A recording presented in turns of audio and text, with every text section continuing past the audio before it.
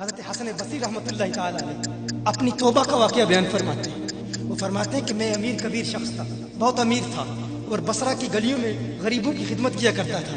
اچانک میں نے ایک حسین عورت کو دیکھ لیا اور میں اسے دیکھتا ہی رہ گیا۔ اس عورت نے مجھے کہا اما تشتہی، تجھے شرم نہیں آتی؟ میں نے کہا ممن، کس سے شرماؤں؟ اس نے کہا وہ جو آنکھوں کی خیانت کو دیکھتا ہے اور دلوں کے پوشیدہ رازوں کو جانتا ہے، تجھے شرم نہیں آتی؟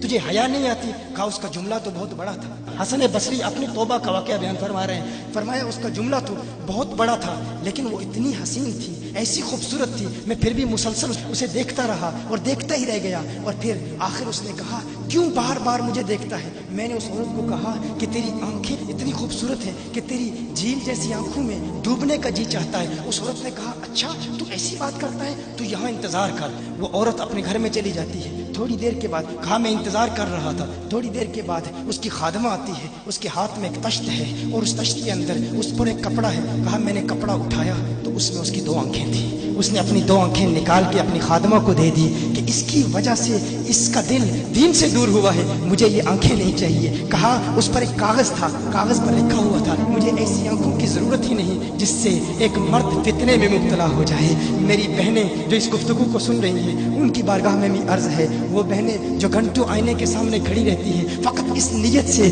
کہ اپنے بالوں کو یوں سنواریں کہ مردوں کو فتنوں میں مبتلا کریں، یا کسی دکان میں جا کر کپڑے خریدتے وقت ان کے ذہن میں فقط یہی خیال ہوتا ہے ایسے کپڑوں کا انتخاب کریں گی کہ جن سے مردوں کو فتنے میں مبتلا کریں گے۔ یہ بھی امت کی بیٹی ہے جس کی ایک ادا سے ایک شخص ولی کامل بن گیا، حسن بصری بن گیا۔ حسن بصری فرماتے ہیں جب اس کی آنکھیں دیکھی میں تحکم کھو بیٹھا، میں زارو قطار رو رہا تھا۔ روتے ہوئے میں گھر چلا گیا، پوری رات میں روتا رہا، پوری رات توبہ کرتا رہا، استغفار کرتا رہا۔ حسن بصری فرماتے ہیں فجر کی اذان سنی، اچانک خیال آیا اس عورت کا شکریہ تو ادا کروں کہ جس نے اپنی آنکھیں میرے لیے، میرے دین کے لیے، میرے ایمان کے لیے اور توبہ پر استقامت کی خاطر قربان کر دی۔ کہا میں اس کے گھر گیا، جو ہی اس کے گھر پہنچا تو ادھر اس کا جنازہ نکل رہا تھا، اس کی موت واقع ہو چکی تھی۔ کہا میں رات گھر آیا، میں رات سو گیا، میری آنکھ بند ہوئی، میں نے اس عورت کو خواب میں دیکھا۔ میں نے کہا کوئی نصیحت کر۔ اس عورت نے کہا کہ جب تنہائی میں ہو اللہ کا ذکر کرتے رہو، اور جب صبح کرو تو استغفار کرو، شام کے وقت استغفار پڑھو۔ کہا میں نے اس وقت توبہ کر لی، ایک عورت میری توبہ کا سبب بنی، ایک عورت کی وجہ سے مجھے توبہ پر استقامت ملی۔ یہی حسن بصری پھر وہ واقعہ بھی آتا ہے، وہ دور بھی آتا ہے، ان کا ڈر کتنا ہے، ان کا تقوی کتنا ہے، پرہیزگاری کتنی ہے۔ یہی حسن بصری ایک دن ایک شخص نے حسن بصری رضی اللہ تعالی عنہ سے کہا ہے حسن بصری کیا آپ جانتے ہیں کہ جہنم سے جو شخص سب سے آخر میں جہنم سے نکالا جائے گا اور پھر یا حنانو یا منانو پڑھتا ہوا جہنم سے باہر نکلے گا؟ حسن بصری فرماتے ہیں کاش میں وہ شخص ہوتا، کاش میں وہ شخص ہوتا۔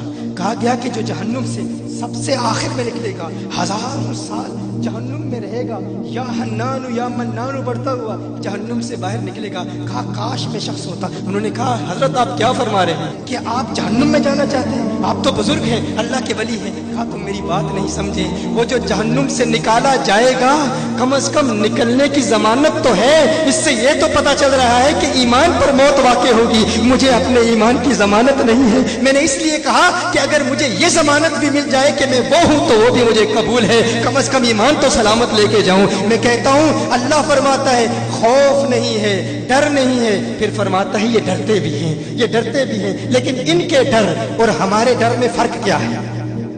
ان کے ڈر اور ہمارے ڈر میں فرق کیا ہے؟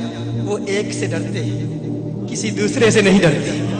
فرق کیا ہے؟ وہ ایک سے ڈرتے ہیں، ایک سے ڈرتے ہیں، کسی دوسرے سے نہیں ڈرتے۔ ہم اس ایک سے نہیں ڈرتے، اسی لیے ہر ایک سے ڈرتے۔ یہ فرق ہے، ہم اس ایک سے نہیں ڈرتے اسی لیے ہر ایک سے ڈرتے۔ حضرت